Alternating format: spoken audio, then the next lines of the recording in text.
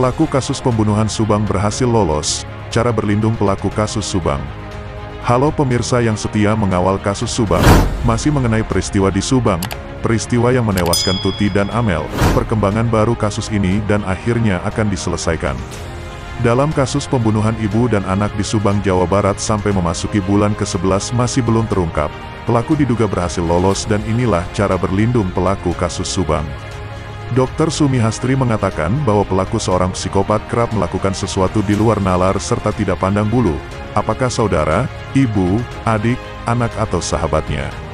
Dr. Hastri juga mengingatkan bahwa type pelaku kasus pembunuhan Subang ini bisa dengan menyamar sebagai orang dengan pribadi baik. Seperti diketahui, diduga pelaku kasus Subang berhasil lolos dan cara berlindungnya pelaku kasus Subang yang hingga sampai saat ini masih belum terungkap. Tapi pihak kepolisian sampai sekarang masih terus berusaha keras untuk mengungkap pelaku kasus Subang ini, dengan melakukan pemeriksaan saksi sebanyak 121 orang, memeriksa lebih dari 216 item barang bukti ditemukan di 10 TKP. Bahkan beberapa waktu yang lalu melakukan gelar perkara antara Kompolnas dengan Direktorat Reserse Kriminal Umum, Ditreskrimum Polda Jabar. Hal ini berawal dari pengakuan Danu akan adanya sosok Banpol yang menyuruh Danu masuk ke TKP kasus pembunuhan ibu dan anak di Subang yang menjadi salah satu kunci dari permasalahan ini.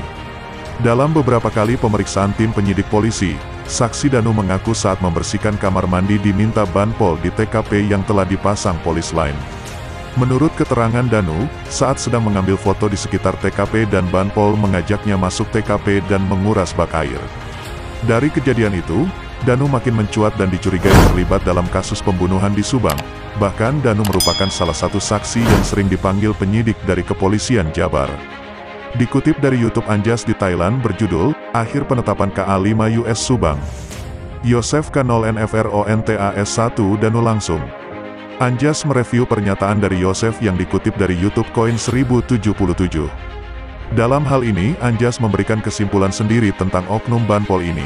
Dan ia mengakui, Polda Jabar membantah bahwa oknum Banpol itu tidak ada. Namun, Anjas mengungkapkan dirinya sudah menonton rekaman video yang dikirim Kepala Desa Jalan Cagak kepadanya, tidak diunggah di YouTube, mengatakan bahwa oknum Banpol itu nyata adanya. Yosef sendiri, kata Anjas, telah mengakui bahwa oknum yang ramai itu ada dan sampai sekarang masih jadi misteri bagi kita semua. Apakah oknum Banpol tersebut berhubungan dengan kasus pembunuhan ibu dan anak di Subang?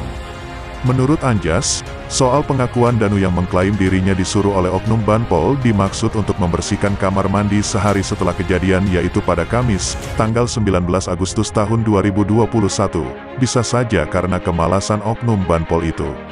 Pasalnya pada waktu itu sedang PPKM dan baru saja memperingati Hatri. Makanya si oknum Banpol agak malas-malasan dan mungkin karena jijik, maka menyuruh Danu membersihkan kamar mandi yang penuh bercak darah. Lalu, tentang Danu diminta masuk ke mobil Alphard tempat ditemukannya jasad Tuti Suhartini dan Amalia Mustika Ratu. Itu juga alasannya sama karena kemalasan oknum Banpol. Berdasarkan video kiriman Kades Jalan Cagak kepadanya, Anjas mengatakan bahwa malam hari pada tanggal 18 Agustus tahun 2021, setelah selesai identifikasi, oknum Banpol itu disuruh atasannya untuk membawa mobil Alphard dari TKP ke Polsek Jalan Cagak. Misalnya mengenai SOP yang tidak dijalankan, kemudian juga mengenai kelemahan-kelemahan yang tidak begitu cakap dalam menyelesaikan kasusnya, tutur Anjas. Soal kesalahan, hemat Anjas, itu hal yang wajar karena setiap manusia tidak ada yang sempurna. Setiap daerah punya level kemampuan masing-masing yang berbeda. Yang penting jika memang ada yang salah dalam SOP seharusnya berjiwa besar dan diakui bahwa itu memang salah, daripada dibiarkan begitu saja, tegas Anjas.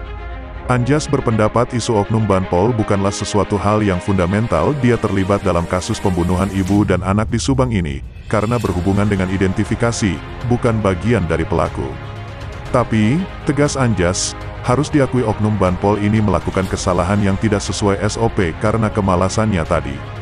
Yang bahaya kesalahan SOP oknum Banpol itu justru dipakai oleh orang-orang tertentu, yang kemungkinan besar dia adalah bagian dari pelakunya untuk menyelamatkan diri dan ternyata strategi ini berhasil, tegasnya. Buktinya sampai 10 bulan kasus Subang ini masih belum terungkap, karena mereka tahu banget kelemahan-kelemahan dari penyidik itu dipakai, di blow up untuk menyelamatkan mereka, tegas Anjas.